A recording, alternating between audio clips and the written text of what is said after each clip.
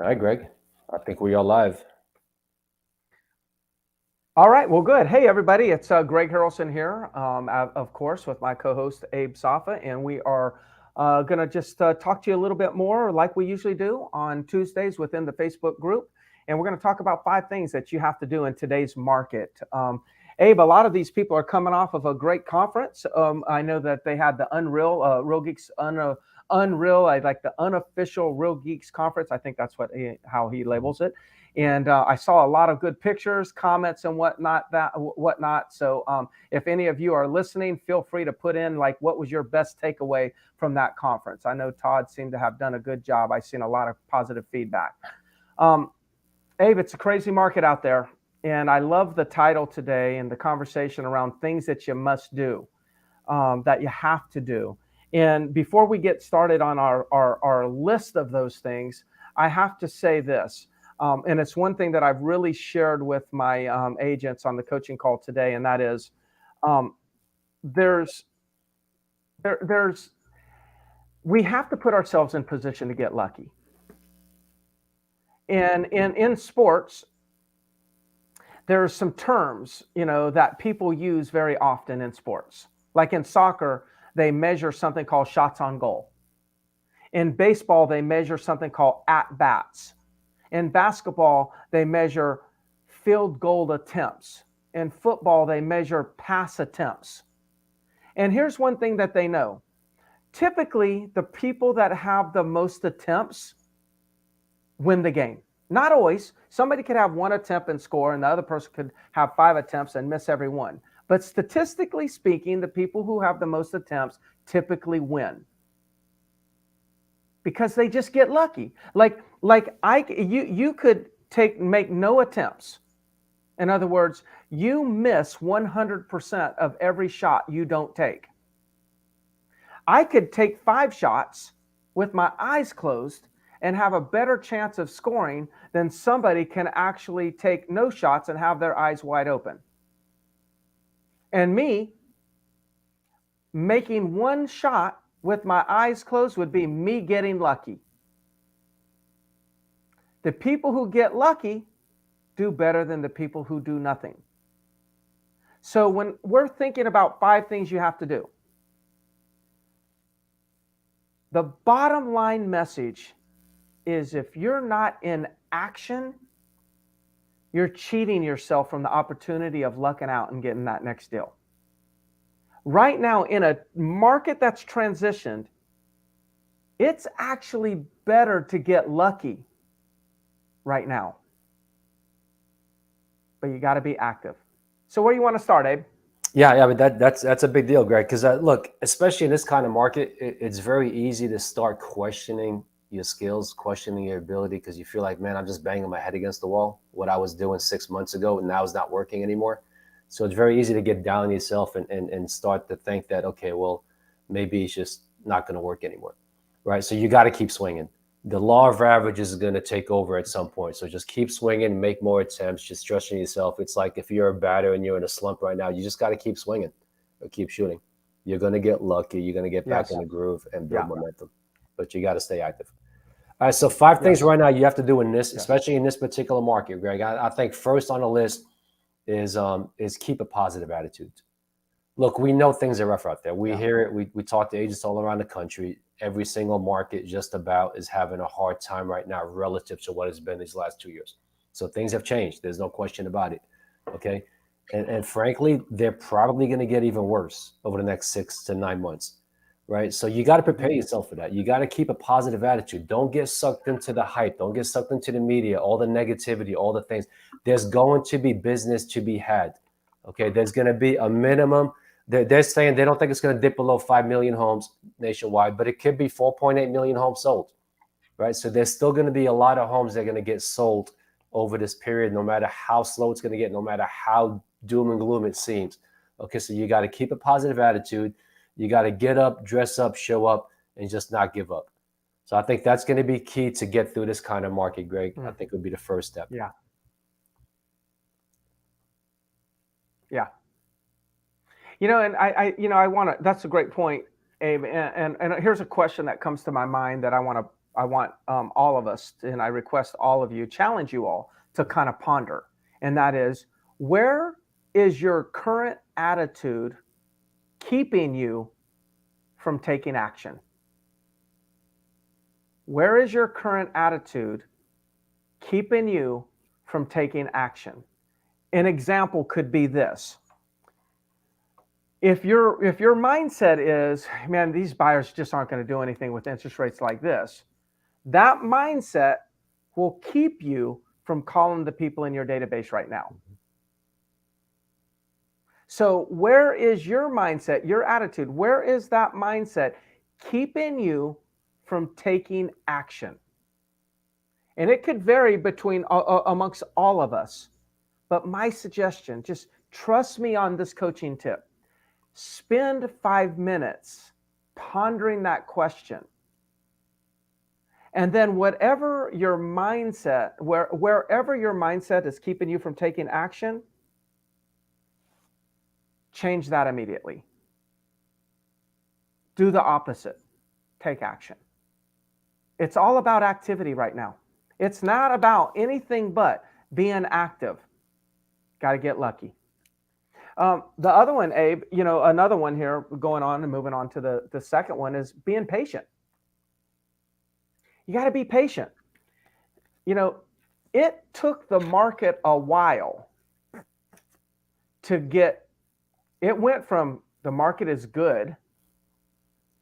Year and a half later, man, the market's really good. Year and a half later, the market's unbelievable. Mm-hmm. Year and a half later, the market is so hot. It's like sizzling. But like if you tally up those years, that's a multiple years. Like even if it was like it was good. And then a year later, it was great. And then a year later, it was sizzling hot. That's still 3 years. We're barely touching the 6-month mark right now. We're just touching the 6-month mark of a market that has shifted. We have to be patient. It might feel like you're kind of like riding in the wind, swimming against the current. I understand it's tough to get listings. I understand it's tougher to write offers. I get it. Look, you're not crazy for feeling that way. We're all feeling that way. I mean, Abe and I are, we're used to getting a lot of listings. Right now, it's tougher to get listings, man. We're trying something different every day. It's like today, hey, I'm going to do this. I'm going to say this. I'm going to try this. Like we're constantly we're actively looking for what is going to be that way. And we have to be patient, because if we're not patient, we're going to quit. Not necessarily quit and leave the business. Of course, we're not going to do that, but we're going to quit. We're going to quit making the attempts and putting ourselves in position. So you got to be patient. This time will pass, but it's not going to pass next month. It's going to be here for a little bit of time.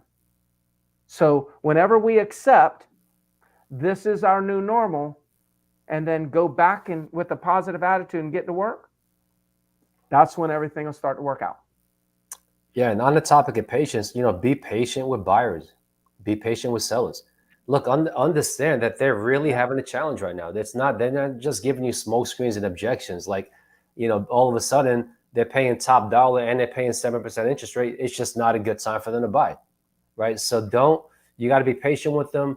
Go along, give them whatever information they need. Give more than trying to take right now. And then eventually when they can buy, which they will, and it's just going to be whether it's 6 months, 12 months, 18 months, they're going to think of you, they're going to come back to you. So be patient with sellers, be patient with buyers. The business is going to come. It's just going to take longer now for a transaction to happen. And then most importantly, be patient with yourself. Again, as I mentioned earlier, everybody's feeling it. Going from the least skilled agent to the best skilled agent around the entire country, every single market, every agent. Greg mentioned he and I are feeling it.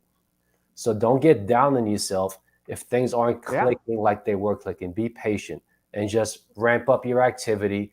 And then what you're going to find is, wow, okay, there's another deal. There's another deal. So just be more active right now and be more patient with yourself. Yes. All right, number 3. Whatever you do, don't quit. Yeah, whatever you do, don't quit. Right? Do not just say, okay, you know what, the market is the way it is. I'm just not even going to waste my time anymore because nobody wants to buy right now a 7.5% interest rate, or nobody wants to sell right now because they can't find a property. Do not do that. There's people out there that have to sell. There's people out there that have to buy. There's going to be people out there that will transact. Okay, so you just have to sift through more people, and the ones that will transact now, go ahead and move forward with them. The ones that just can't do it right now, be patient, as I said earlier, and let that be business that's 12 months or 18 months down the road. Okay, but do not quit and blame it on the market right now. Do not quit and think I just don't have the skills anymore. Just you gotta make more attempts, as we mentioned earlier on. Yeah. You know, I don't know if you've seen the term. Have you heard of the term quiet quitting, Abe? I have not, no. Quiet quitting. Okay, so it's a new term. It's like it's a new term that's actually come about. And what the quiet quitting is, it's where it's, you know, there's a lot of people who are working out of their house now. Okay, let's forget about real estate. You work for Microsoft and you're working out of your house because of the pandemic.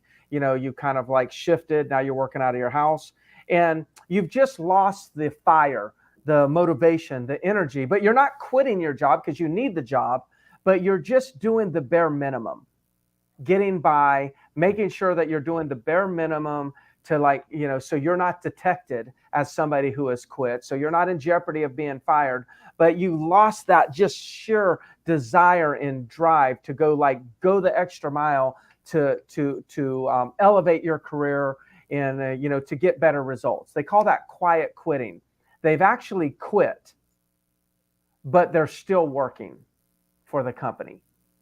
And it's becoming a real issue. And corporations are trying to figure out, well, how do they know who's quiet quitted and that type of thing? But I think in real estate, there's a lot of people who have quietly quit. Like they are still in the business. They're not doing a different profession, but they've lost that energy, that motivation, that positivity. They're very pessimistic.